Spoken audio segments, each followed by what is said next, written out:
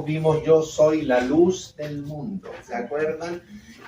Juan capítulo 8, versículo 12. Ahora nos va a corresponder ver en Juan capítulo 6, el versículo 35, una poderosa declaración del Señor.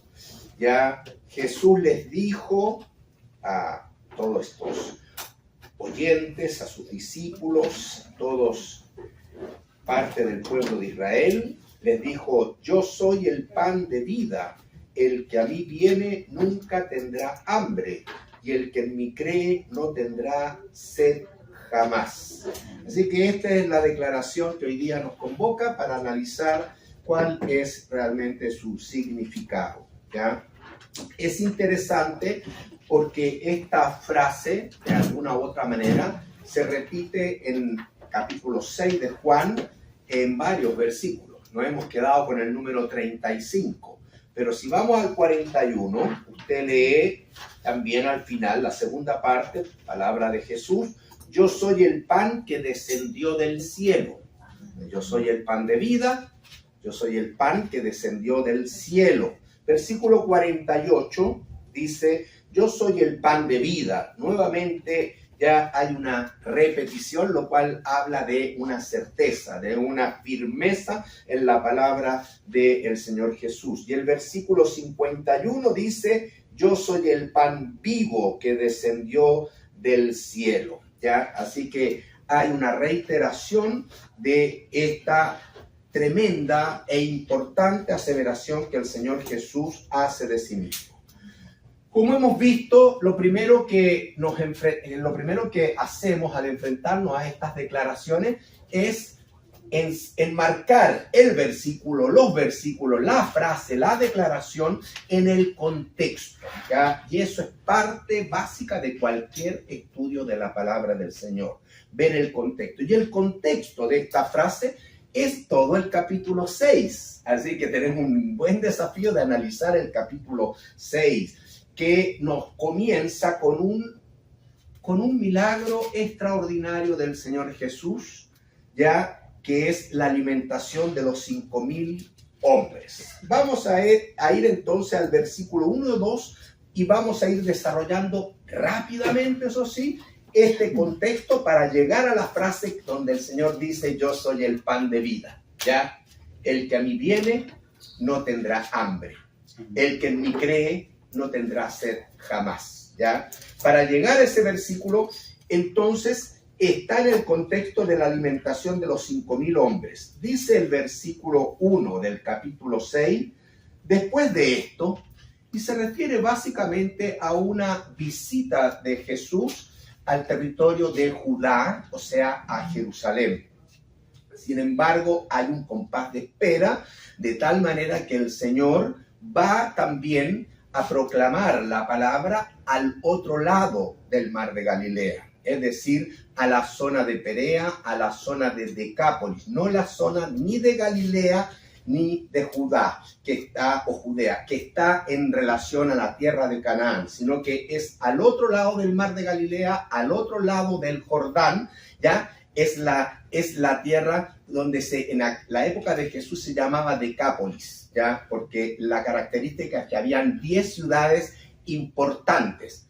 Una de ellas, por ejemplo, la ciudad de Gadara. ¿Se recuerda usted del endemoniado gadareno? Bueno, está al otro lado del Jordán. Y que el Señor viaja ya por el mar de Galilea al otro lado del mar de Galilea, o el mar de Tiberias también se llama, ¿ya? A este costado, la costa del mar de Galilea, las ciudades importantes son Capernaum y Tiberias. No está en la costa, pero está en este lado Nazaret. Nazaret no está pegada al mar de Galilea, ¿ok? Pero sí pegada a la costa del mar de Galilea o lago de Genesaret está, ya para que usted se ubique, Capernaum, que era el centro de operaciones del Señor Jesús, y la ciudad de Tiberias, ya en honor al emperador romano Tiberio, ya así se llamaba. Y el lago se llamaba Mar de Galilea, Lago de Genesaret o Mar de Tiberias también, ya de Tiberiades, ¿ok?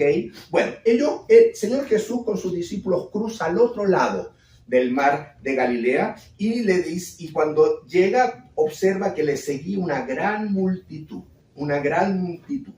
porque veían las señales que hacía en los enfermos. Y aquí en este versículo vemos que la razón por la cual el Señor Jesús era seguido por muchos, ¿ya?, es por las señales, o sea, los milagros que él hacía y milagros que nos favorecían. Y ahí está un poco el egoísmo humano, ya, donde obviamente siempre va en pro de satisfacer sus necesidades, en este caso necesidades físicas, necesidades de salud, necesidades materiales. Es decir, vemos que la multitud básicamente está enfrascada en una mirada con ojos físicos, no con ojos espirituales. ¿Está claro? Ojos físicos, sanidades. Ya, fíjese que ya había sanado al final del capítulo 4 al hijo de un noble. En el capítulo 5, Jesús sana al paralítico de Betesda en Jerusalén. Ahí está el capítulo 5. Entonces, había una fama del Señor Jesús de que era un poderoso sanador. Y a causa de esa sanidad, por supuesto, mucha gente le seguía para lograr obtener una salud, o un pariente que estaba enfermo, una sanidad. Entonces había un interés muy físico, muy material detrás de todo este pueblo. ¿Se entiende? ¿Ya? Y dice en el versículo 3, entonces subió Jesús a un monte. Estamos en el otro lado del mar de Galilea, hay un monte al otro lado, el lado opuesto de Capernaum, el lado opuesto de Galilea, hay un monte, y se sentó allí con sus discípulos, y ojo, estaba cerca la Pascua, la fiesta de los judíos. Muy importante, ya, esta es la primera fiesta que se desarrolla en el primer mes del año agrícola. Ya estamos en primavera. Entonces, cuando a mí me hablan de Pascua, yo inmediatamente tengo que ir al calendario judío, tengo que ir al mes de Nisan, y la Pascua comenzaba el día 14.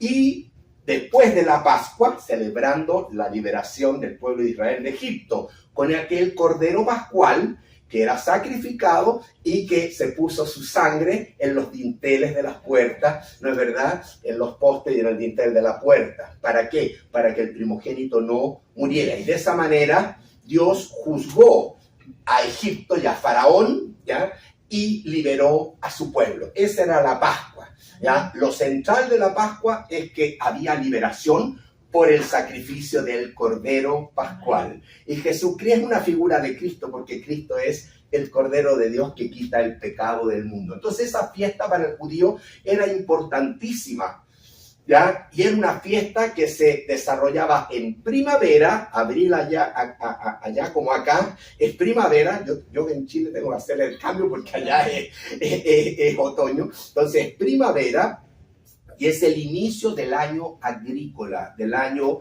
también, el año religioso también de Israel, ¿ya? Así que estaba cerca esa fiesta. Y además hay que agregar que era una fiesta de peregrinación, o sea, era una de las fiestas que no se podía celebrar en la localidad donde el israelita vivía.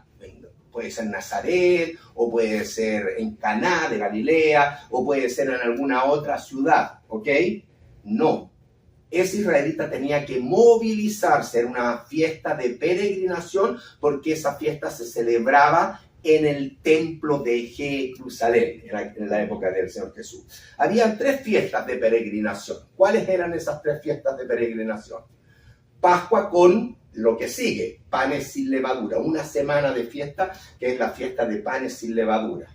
50 días después, ya, se celebraba la fiesta de las gavillas, ya, perdón, la fiesta de las semanas de Shavuot, la fiesta de Pentecostés, era otra fiesta, ya, de peregrinación. Gavilla, una fiesta que estaba en medio de los panes sin levadura, que era el primer día de la semana, el domingo, ya, pero 50 días después de la fiesta de Pascua, de la fiesta de panes sin levadura, y específicamente el día domingo, que era la fiesta de Gavilla, 50 días contaba usted, llegaba otro domingo, y se celebraba la fiesta de las semanas, o la fiesta de Pentecostés. Usted recuerda que en Pentecostés vino el Espíritu Santo, y comienza el inicio de la iglesia. ¿ya?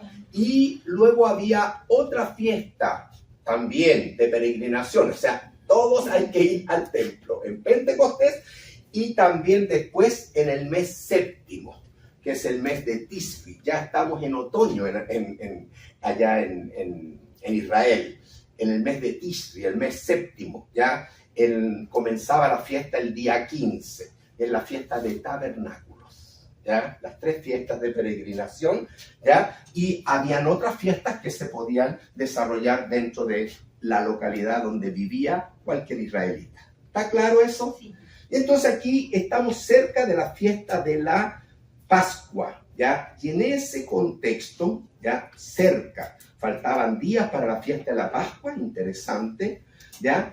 Jesús alza sus ojos, versículo 5, y vio que había venido a él gran multitud, ¿ya? Entonces, viendo esa multitud para probar la fe de Felipe, le pregunta a Felipe, ¿de dónde vamos a comprar pan para que coman toda esta multitud? Ya decía esto para probarle, porque él sabía lo que había de hacer. Me gusta mucho esa frase, porque hermanos, hoy día usted ya es un hijo de Dios, es salvo por la gracia y usted vive en comunión con el Señor. El Espíritu Santo mora en su corazón.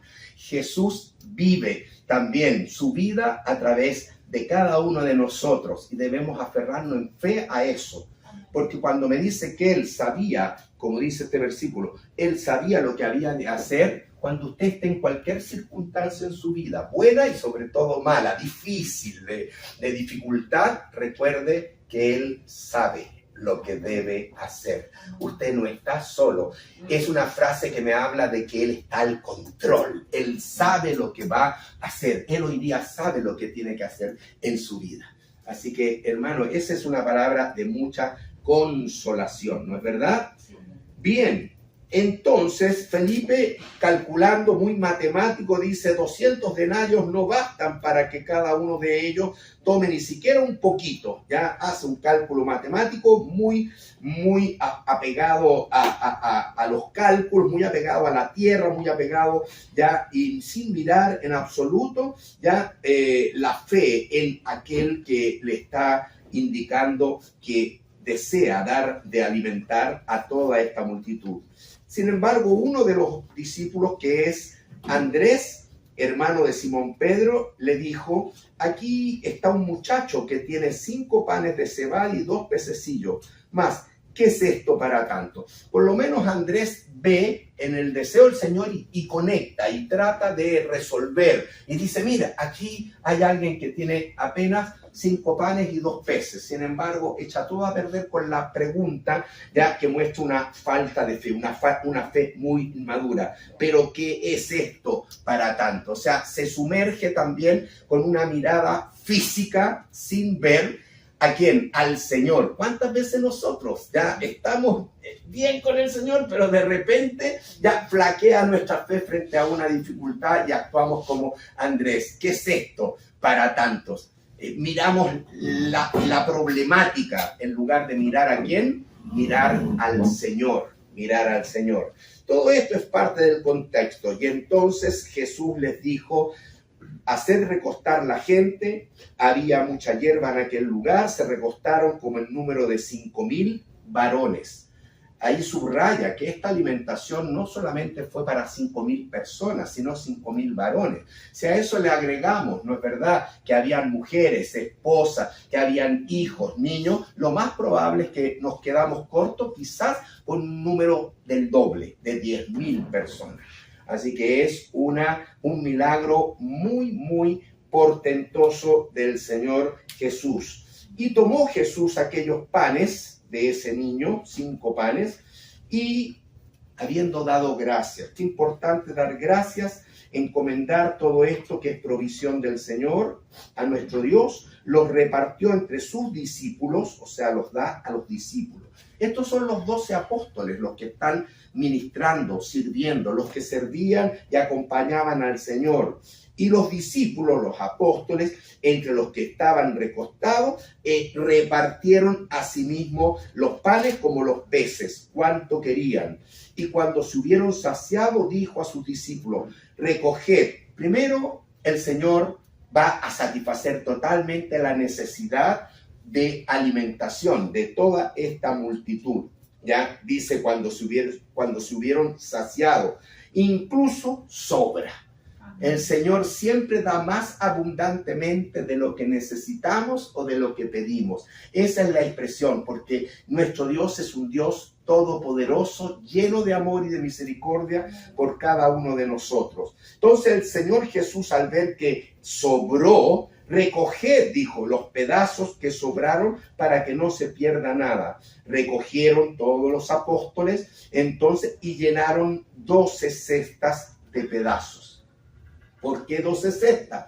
Porque son 12 los que pudieron participar repartiendo este alimento y ven con gran asombro que sobró tanto que se llena una cesta llena por cada apóstol. ¿Ya? También representa un poco, podríamos decir, a la nación de Israel, porque la nación de Israel ya es formada por 12 tribus. Esto quiere decir que el Señor provee para todo su pueblo. Dios es el gran proveedor, ¿ya? Y hoy día es tu proveedor, es mi proveedor. Entonces tenemos que tener fe y confianza de que Él nos va a bendecir porque Él nos provee y va a sobrar. Recogieron 12 cestas de pedazos que de los 5 panes de cebada sobraron a los que habían comido.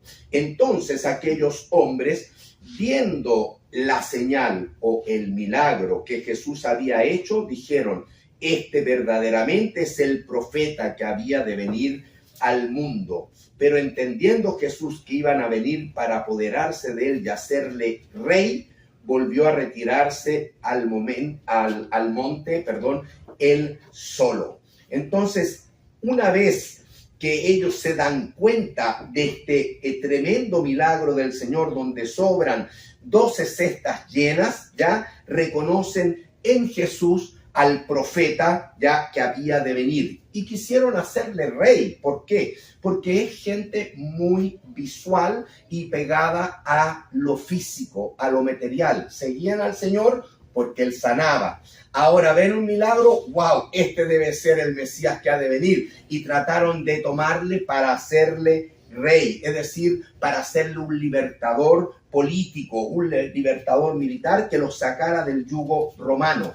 En última instancia, con esta lectura vemos que ellos no entendían el verdadero propósito por el que Jesús ya venía a este mundo. Ya el propósito del Señor es primeramente darnos libertad espiritual, salvación del alma. Ellos solamente estaban inmersos, muy pegados a la tierra, con una vista muy por vista y no por fe, y por ello entonces Jesús dice que se retiró. Luego en los versículos que siguen, manteniendo el contexto en esta explicación inicial, ya versículos 16 al 21, dice que se hizo de noche. Vea usted, no lo voy a leer ya del 16 al 21, pero parafraseemos algo. Lo interesante es que se hace ya de noche, después de terminar este milagro, donde la multitud quiere hacer rey al Señor, pero el Señor sin duda se aparta a orar. Y siendo de noche, los discípulos dicen: tenemos que regresar a casa. Están al otro lado del mar de Galilea y hay una sola barca. Entonces se montan en la barca y cruzan de regreso a Capernaum, de regreso a la otra riviera ya opuesta del mar de Galilea. Ya se regresaron en la única barca que había. Y Jesús, hay otro tremendo milagro, porque llegó en medio del mar de Galilea caminando sobre el mar, y dice que había viento. Si hay viento hay olas, o sea que hay un poquito de movimiento, de tempestad, y ellos vieron al Señor al punto que se asustaron, y Jesús les dice: no temáis, y el Señor sube a la barca que está muy cerca de la riviera, es decir, el Señor caminó ya prácticamente todo el mar de Galilea. Por los estadios que ahí dice, más o menos caminó 2,5 kilómetros a 3 kilómetros, ¿ya? Casi cuando ellos estaban por embarcar, ¿cómo se dice? llegar a la parte de la riviera de Capernaum, casi el Señor entonces llegó a ellos. Un tremendo y portentoso segundo milagro que vemos en este capítulo 6, hermano. Es maravilloso, ¿ya? Y entonces, en el versículo 22, ya al día siguiente. Todo esto sucede de madrugada, de noche. Anocheció, es de noche, y llegan. Y al día siguiente, la gente que había sido alimentada al otro lado del mar, esa gente ya vio que no había habido allí más que una sola barca. Y ellos sabían que Jesús no había entrado en la barca con los discípulos. Ellos supieron que la barca se fue solo con los discípulos y que el Señor se quedó orando allá en el monte. Entonces, ellos dijeron ya que ¿qué está pasando? O sea, además está la evidencia de este otro milagro, que el Señor desaparece de ese lado del mar de Galilea y no está. Ahora, al parecer en la mañana habían llegado otras barcas ahí a esa zona, ya de Tiberias, o sea, de la otra riviera, habían llegado a la zona donde se hizo la alimentación de los 5,000, ya habían llegado entonces otras barcas. Cuando vio pues, versículo 24, la gente que Jesús no estaba allí, ni los discípulos, ellos entraron en esas barcas, en sus barcas, y fueron a Capernaum buscando a Jesús.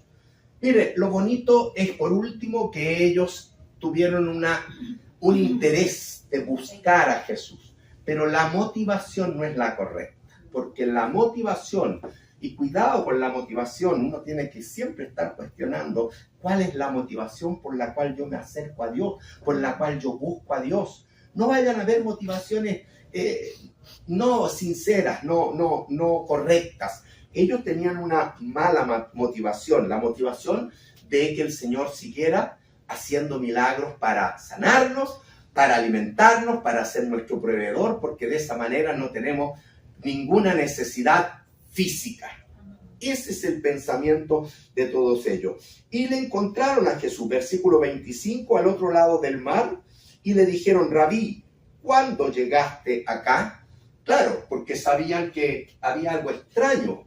El Señor, primero, ¿cuándo llegó? Y también yo creo que todos se están preguntando: ¿y cómo llegaste acá? Porque no había otra barca, ¿ya? Entonces hay un interrogante. Sin embargo, el Señor no responde a la pregunta de ellos. Si se dan cuenta, no responde la pregunta. A Él no le interesa ni cómo llegué, ni cuándo llegué. Eso no es de la mayor relevancia. Jesús respondió: de cierto os digo, que me buscáis no porque habéis visto las señales, sino porque comisteis el pan y os saciasteis. Ustedes me buscan porque tienen un único interés, que yo realmente les satisfaga en todas sus necesidades materiales, en sus necesidades físicas. Su motivación, le está diciendo, no es correcta, no es correcta, incluso ni siquiera por los milagros. Y es verdad, y uno ve el pueblo de Israel en el desierto, mira, frente a todos esos milagros, cualquiera hubiese abrazado a Jehová, pero así no lo suelta. Sin embargo, ¿cuál fue la consecuencia? Que toda aquella generación pereció y no entró a Canaán a causa de su incredulidad, a causa de su pecado. Vieron tremendos milagros, así que el hombre, aunque vea milagros, ese no es motivo para que abrace a Cristo, ¿ya? Ni siquiera por los milagros, pero sí, si sus barriguitas están satisfechas, si sus necesidades, si no te falta nada, si estás cómodo, eso sí puede generar en el hombre un deseo de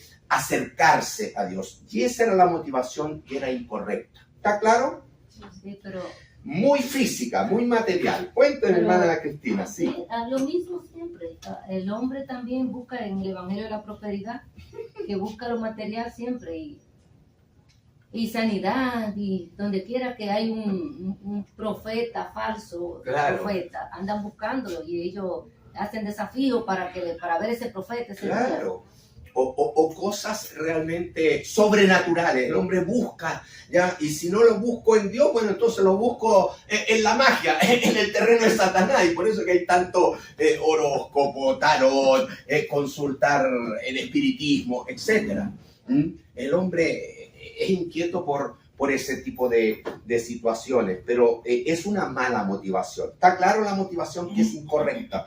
Bueno, el Señor se las va a aclarar. En el versículo 27, todo empieza a cambiar. Sabemos que buscaban a Jesús porque Él les había satisfecho una necesidad física, una necesidad material. Es en ese contexto, no olvide el contexto, que comienza la enseñanza del Señor acá del versículo 25 hasta el 35 que concluye con la aseveración. Pero en el 27, el Señor entonces les muestra, después de señalarles que tienen una motivación incorrecta, les muestra por qué debieran realmente preocuparse.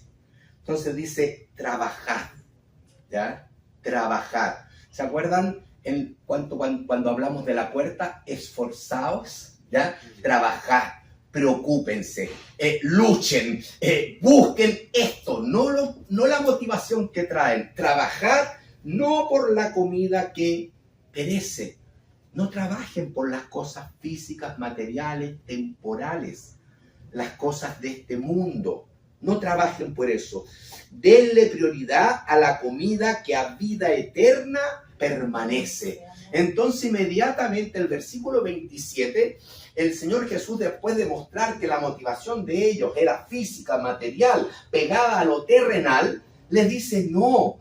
Ustedes deben preocuparse primeramente no por el alimento físico, sino por su alimento espiritual. Entonces el Señor empieza a dar la enseñanza ahora de lo material, que deja claro que está incorrecto, por lo espiritual. Y ese cambio está en el versículo 27. Trabajar no por la comida que perece, ¿ya? Sino por la comida que a vida eterna. Y empieza a hablar de vida eterna.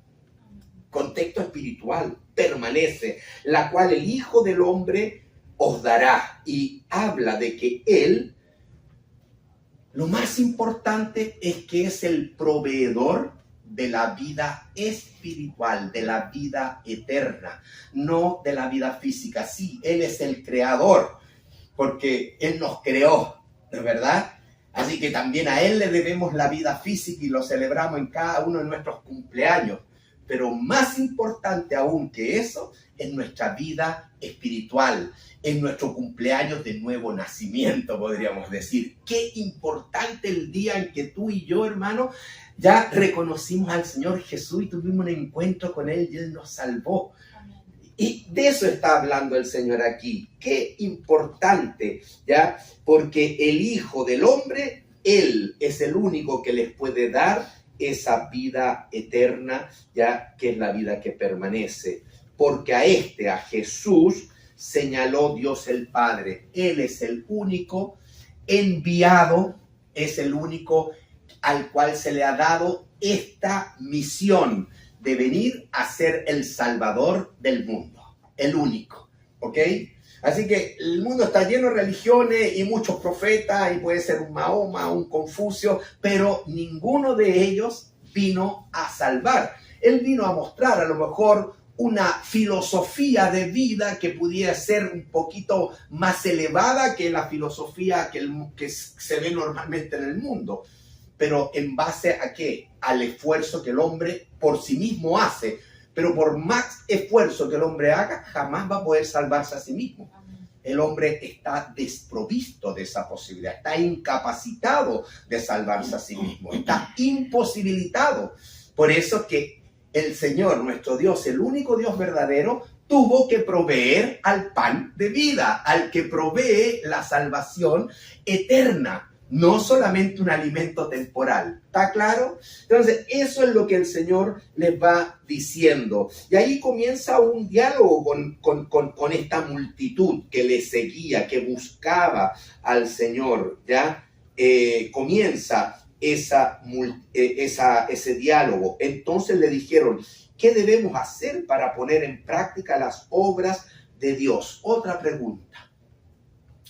Y otra pregunta que el Señor no contesta directamente, es interesante, ¿ya? El Señor se mantiene en el tema que a Él le interesa. Hermano, esto también nos debe enseñar, porque muchas veces cuando estamos en evangelismo, qué sé yo, pueden hacernos preguntas que nos hacen desviar del tema. La respuesta de esa pregunta, lo más natural hubiese sido, como alguna vez Jesús lo dio, ¿ya? Guardar los mandamientos. ¿Qué debo hacer, ya, para poner en práctica las obras de Dios? Guarda la palabra, guarda los mandamientos. Jesús no respondió así. Respondió Jesús y les dijo, esta es la obra de Dios, que creáis en el que Él ha enviado. La verdadera y principal y central obra de Dios para cualquier ser humano, para el mundo, es que esta persona crea en Cristo como Salvador personal, que vea su necesidad no material, su necesidad espiritual y que crea en Él, porque Él es la provisión de Dios para salvación. Lo que tú no puedes hacer por ti mismo, Dios en su amor por ti lo proveyó. ¿En quién? En Cristo. Él es el pan de vida. ¿Está claro? Bueno, eso es lo que el Señor empieza aquí a responder. Entonces, hermano, lo central en el corazón de Dios, lo central, lo que es la obra de Dios por esencia, la obra de Dios por esencia es que el hombre crea. ¿En quién? En el enviado, en Cristo, para salvación. Es un mensaje del Evangelio muy simple. Le dijeron entonces, y aquí ya yo voy viendo la tremenda ceguera de este pueblo. ¿Qué señal pues haces tú para que veamos y te creamos? ¿Qué señal? Hermano, pero ¿qué señal? Se ha hecho todas las señales del Señor. Ha sanado, ya dije, ya al hijo del noble. Ha sanado ahí ya al paralítico. Ha alimentado a más de 5,000 hombres, 10,000 personas. Ya ha caminado sobre el mar para acompañar y sumarse a los discípulos y llegar a la otra ribera, a Capernaum. ¿Qué no ha hecho como señal el Señor? Y ellos le dicen, muéstranos una señal para que podamos crear. ¿Qué obra haces tú? Pero si el Señor lo ha hecho todo. Pero si eran incrédulos. Mantienen la incredulidad. Hermanos, por eso... Yo pienso, permiso Carlos, sí, adelante. En estos tiempos de antes, estas personas tuvieron el privilegio y la bendición de poder ver cara a cara al Señor, ¿no?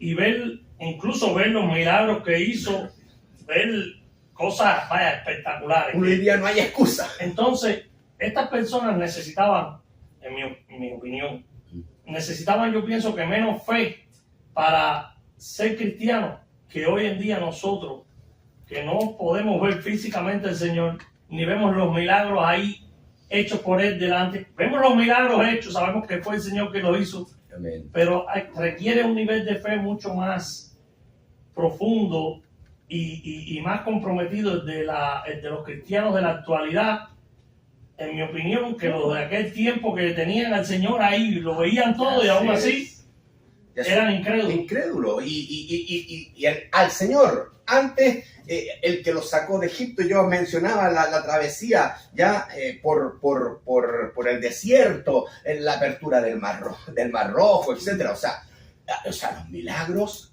han abundado. Y por eso que dice la Biblia, Dios no se ha dejado sin testimonio. Cualquiera sea. Y por último, en estos postreros días nos ha hablado por el Hijo. Entonces tenemos al Señor Jesús y toda la obra del Señor Jesús, ¿ya? Y lo que tú dices me hizo recordar un versículo que el Señor le dijo a Tomás: bienaventurados los que no vieron y creyeron. Fíjense lo bienaventurados que somos nosotros. Quizás no hemos visto como vieron ellos esto de la alimentación de los 5,000, pero tú crees, tanto yo creo.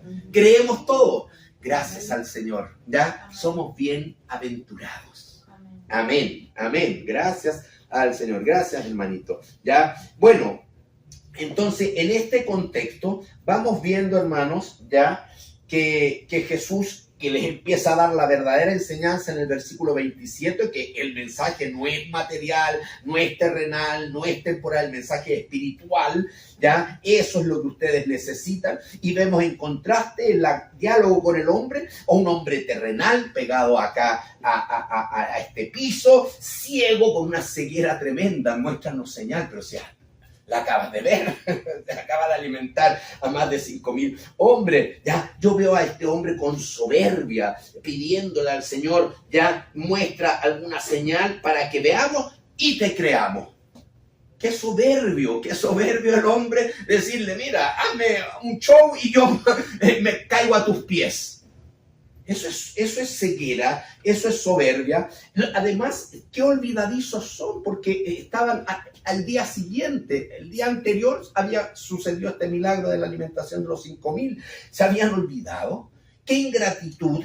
Así es el hombre. Y entonces también tiende siempre a hacer comparaciones odiosas. Es comparativo el hombre. ¿Ya? Fíjense, nuestros padres. Y ahí comienza la comparación. Nuestros padres, ¿ya? Y se refiere a los que originaron Israel y la liberación ahí en el desierto. Nuestros padres comieron el maná en el desierto. Como está escrito, pan del cielo les dio a comer. Eso decía la palabra, pan del cielo, el maná, les dio a comer en medio de una circunstancia especial y una necesidad, porque si no, ¿de dónde sacaban alimentos? De ahí no había. Entonces Dios proveyó también en su gracia el pan del cielo, transitoriamente en ese maná, en la trayectoria de Israel, su pueblo redimido por el desierto. Y ellos le dicen, nuestros padres comieron el maná, pan del cielo nos dio a comer. Y Jesús les dijo, de cierto os digo, no fue Moisés, nos dio Moisés el pan del cielo, es el Señor, siempre. Él es un instrumento, es mi Padre, mas mi Padre os ha dado el verdadero pan del cielo. Ese maná fue un alimento temporal, transitorio y físico, y ustedes lo reconocen. Pero ahora el Señor ha enviado al verdadero pan del cielo. ¿Quién es? Jesús. Porque el pan de Dios es aquel que descendió del cielo y da vida al mundo. Entonces, cuando el Señor les dice esa afirmación, ellos entonces le dijeron, danos siempre este pan, ¿ya? ¿Para qué? Para tener siempre alimento. Siguen pensando en aspectos físicos, siguen ciegos, siguen ya sin entender las cosas espirituales. Es en ese contexto que llegamos al versículo 35. Jesús le dijo, yo soy el pan de vida. El que a mí viene nunca tendrá hambre, y el que en mí cree no tendrá sed jamás. Tremenda aseveración, hermanos. ¿Por qué? Primero, nosotros vimos cuando dijo el Señor, yo soy la luz, hace la invitación. En cada aseveración el Señor está haciendo una invitación al hombre, el que me sigue. ¿Se acuerdan? Yo soy la puerta, el que entrare. Aquí dice, yo soy el pan de vida, el que a mí viene. El que a mí viene. Es una invitación, él hace una declaración, pero esa declaración desafía a una decisión en todo ser humano. Una decisión. El que a mí viene. Y Jesús en su amor y en su gracia está invitando a que todo hombre venga a él. Y si viene a mí y cree en mí, no va a tener hambre y no va a tener sed jamás. Pero se está refiriendo a que va a tener satisfechas todas sus necesidades, no solo físicas, sino espirituales, porque Él vino a dar vida y vida en abundancia. Y comienza con la salvación, con el perdón de pecados, porque si tú mantienes tus pecados, tú no puedes relacionarte con Dios. Y puedes terminar así como estoy yo, gordito, lleno de alimentos ya físicos, pero estás en falencia espiritual. Y al Señor le interesa más la importancia de llenar el alma para ser salvo, estar a cuentas con Dios, reconciliarse con Dios por medio del sacrificio de su Hijo, de Jesús. Ahí entonces llegamos a la aseveración que el Señor hace, ¿ya? Ahora, la segunda pregunta, ¿qué habrán entendido los judíos? ¿Se acuerdan que este es más o menos todas las clases han llevado este mismo esquema? ¿Qué habrán entendido el auditorio que escuchó esta frase? Y hay que ir al tabernáculo porque son todos judíos, ¿ya? Y cuando uno va al tabernáculo, y yo les traje aquí el tabernáculo y la misma foto de siempre, ¿ya? Ustedes recuerdan, cuando hablamos de yo soy la luz, el sacerdote entraba en el lugar santo. Aquí hay una cortina que se sacó, y acá está otra cortina que es el velo, y acá está el arca. ¿Ya? Entre esta entrada a la tienda, a la carpa, y el velo, esto se llama lugar santo. Y cuando el sacerdote entraba, a la izquierda encontraba la luz, la menorá. ¿Se acuerdan? Ya hablamos de eso. Pero a la derecha encontraba una mesita de oro. ¿Con cuántos panes? 12. Con 12. Con 12 panes. Con 12 panes. Acá. ¿Ya? Y en el centro, delante del velo, un altar de oro que era el altar del incienso. ¿Ok? Así que después, si quieren, lo revisan. Bueno, el judío tenía eso en su mente. ¿Ya? Sabía que en el lugar santo no solamente estaba la luz, no solamente al frente del altar del incienso, sino que estaba la mesa de los panes de la proposición o los panes de la presencia, ¿ya? Literalmente en hebreo son los panes en su rostro. Eso dice el original hebreo. O sea, en la presencia, son los panes en la presencia de Dios. Eso es lo que estaba ahí en el lugar santo. ¿Cuántos panes habían? Ya dijimos, 12. 12, ¿ya? Y se ubicaban en 2 hileras, 6 y 6, ¿ya? En 2 hileras. Eran en total 12 panes, ¿ya? Estos panes, primero les voy a decir que se hacían de la harina más fina. ¿Y quién proveía esto? Lo proveía el pueblo de Dios. Bueno, esto es una enseñanza, ¿ya? Para la adoración, para la obra de Dios, son los adoradores los que tienen que, ¿entienden?, ofrendar para que se haga el ministerio, tanto en el Antiguo Testamento como en el Nuevo Testamento, como hoy día. ¿Quiénes traían el primer aceite y el mejor aceite? Siempre lo primero para Dios y lo mejor. Siempre lo primero para Dios y lo mejor. El primer prensado de las olivas daba el mejor aceite para que no, al arder y dar luz, no generara humo. Lo mismo, ¿quién proporcionaba la harina? El pueblo. Los que ministraban eran los sacerdotes. Y cada día viernes, cuando comenzaba el Shabbat, entonces se hacían 12 hojaldras de esta harina fina que son esos panes. ¿Ok? 12. Y el sábado en la mañana, el sacerdote entraba al lugar santo, sacaba los añejitos, eran para alimentación de los sacerdotes, y ponía los nuevos en 2 pilas de 6. Y encima ponía incienso. ¿Por qué? Porque era una ofrenda al Señor. Por eso es que llevaba incienso, para que tuviera un olor fragante por incienso. Y cuando cambiaba estos panes, sacaba los viejitos, ese incienso lo sacaba y lo quemaba en el altar del incienso.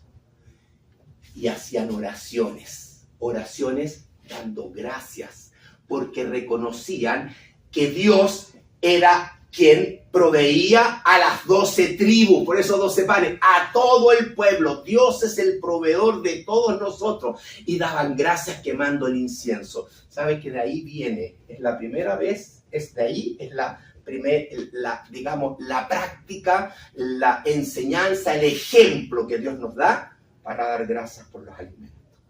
Es el Shabbat, cuando se cambian los 12 panes y antes se quema el incienso y se ora al Señor. Y vienen los otros 12 con lo mismo, con el incienso, que a la otra semana, porque son los días sábados que se va a reemplazar.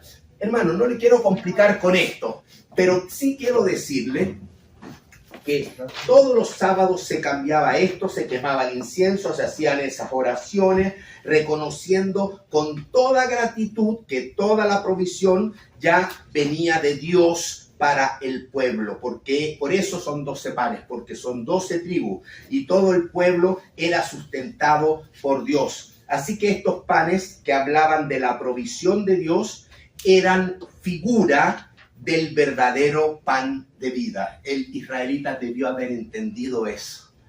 Cuando Jesús dice yo soy el pan, tienen que haber pensado en todo este ritual que yo estoy. Ellos lo sabían mejor que usted y que yo, ¿ya? Entonces tienen que haber tenido un recuerdo. O sea, no solo tenían las señales, tenían los gráficos de Dios, tenían los ejemplos de Dios, tenían la práctica del pueblo, tenían mucho más. ¿Te das cuenta, Santoyo? Por eso es que como que es inexcusable, ¿ya? Y ellos entonces ya reconocían que todo provenía para nuestro sustento de Dios en estos 12 panes. Jesús ya... Hermanos, esto es figura del verdadero pan de vida que es el Mesías, que es Jesús, quien provee no solo alimento, sustento físico, sino el alimento espiritual. Un judío debía entender esto, Tenía una segunda, bien rápido voy a dar una segunda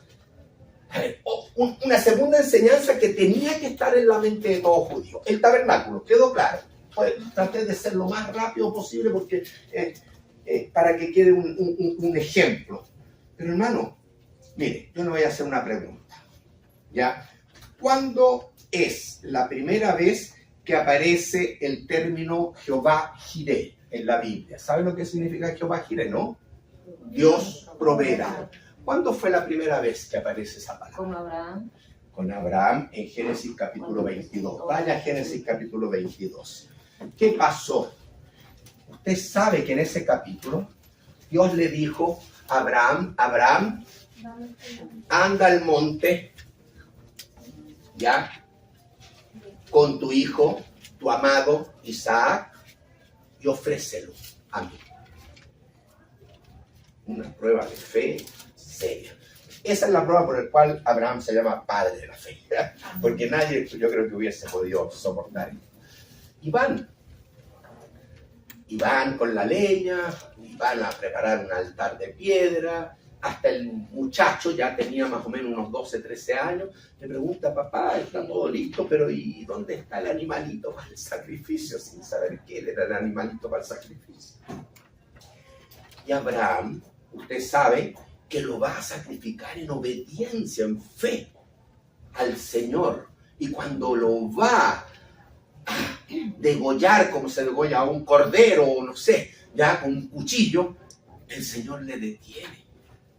He visto tu fe, Abraham, ya. Y Abraham mira, ¿y qué es lo que había enredado ahí en un zarzal, en una salsa?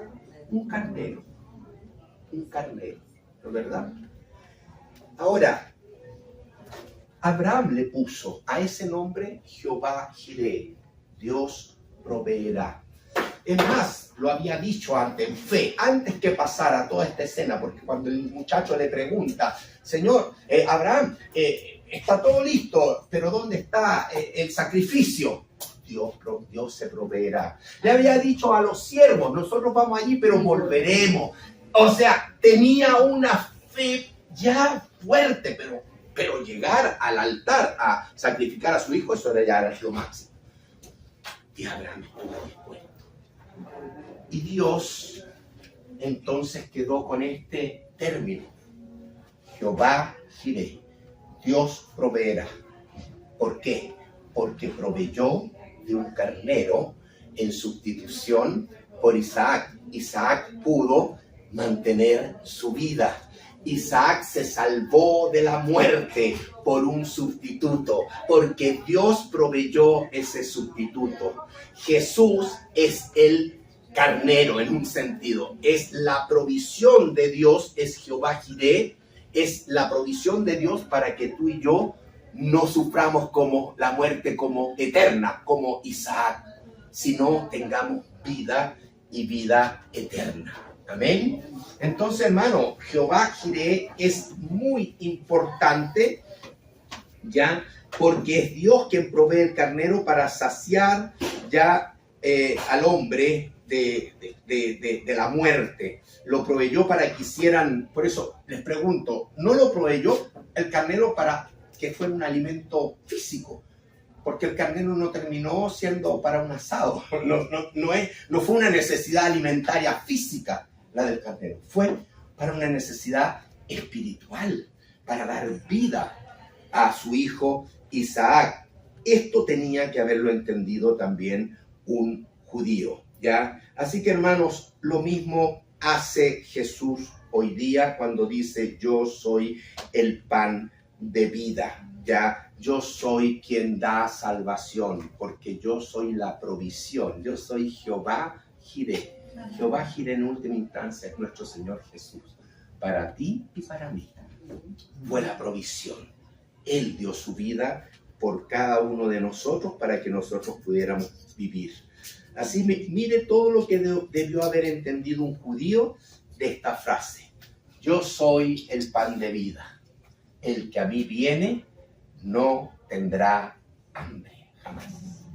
¿Ya? El que en mí cree no tendrá sed jamás. ¿Por qué? Porque habló del pan y ya está insinuando el tema de la sangre, de la sed, la sangre. ¿Entiende? Que limpia el pecado. ¿Quiere, por último, ver cuál es el significado de esta frase? Porque hoy día hemos visto el contexto solamente y hemos alcanzado a ver lo que un judío debió haber entendido, porque tenía la evidencia de los panes del tabernáculo y porque tenía la evidencia de el proveedor de Jehová Jireh, un proveedor espiritual. Amén. Si lo quieres saber, tiene que venir el próximo domingo.